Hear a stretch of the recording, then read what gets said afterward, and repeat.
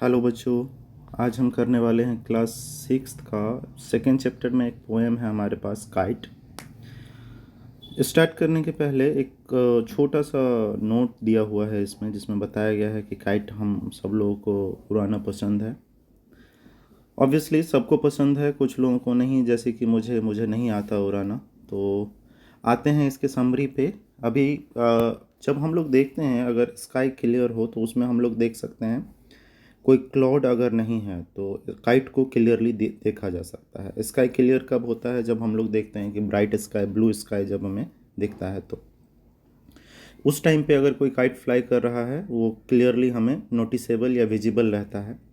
जब भी पतंग उड़ती है तब हम लोग देखते हैं कि वो जब हिलती रहती है हवा में तो उसके पूंछ से, टेल जिसको हम बोलते हैं, वहाँ से एक आवाज़ आ रहा होता है।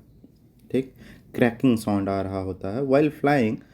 काइट जो है जब उड़ रहा होता है तो वो होता क्या है कि ऊपर नीचे दाएं बाएं अपने आप करता रहता है। वेव्स के साथ जैसे हवा रहेगी उसके थ्रू वो सेल करने की कोशिश करता है। वो आगे जाता है, बट वो स्ट्रांगली आगे जाता है।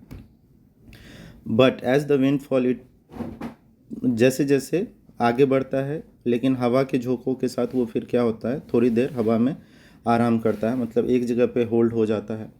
कभी कभी पतंग का धागा जो होता है वो लूज करना पड़ता है हमें। फिर उसी धागे को लपेटते जब हम हैं तो वो फिर तेज़ी से भागने लगता है। जब तक कि नई हवा का झोंका, मतलब नया वेव्स नहीं आता है, जब तक कि उसको एक वेव लगता नहीं है तब तक वो उड़ता नहीं है अच्छे से। क्लियर स्काई में काइट जो है उसको देखना अच्छा लगता है, but when it get stuck on a tree top. But वही जब नीचे उतर रहा होता है तो आप लोग देखे होंगे कि किसी वो तार से, जो कि इलेक्ट्रिसिटी के रहते हैं, या किसी पेड़ के टॉप से जब वो अटक जाता है, फिर होता क्या है कि वो चीज़ जो है वो फट जाता है, जो हमारा पतंग है वो फट जाता है। तो यही था अपना समरी इस चैप्टर का। इसमें कुछ क्वेश्चंस आंसर दिए हुए हैं हमें, जिसमें सबसे पहला क्वेश्चन जो है वो पूछा है कि अभी ये लिस्ट दिया हुआ है, इसमें हमें बताना है कि इसका मतलब क्या होता है। तो क्लाइंब है सबसे पहला वर्ड है डाइव। ओके, डाइव का मतलब रहता है कि अब हम कहीं पे क्लाइंब करते हैं या सोर करता है कोई चीज़ ऊपर की तरफ। तो ये सब, उसके बाद कुछ इसी पोएम के लाइन दिए हुए हैं जिसकी हमें मीनिंग बताने हैं, तो बहुत ईजी है। जैसे कि एक और वर्ड दिया हुआ है, डीप।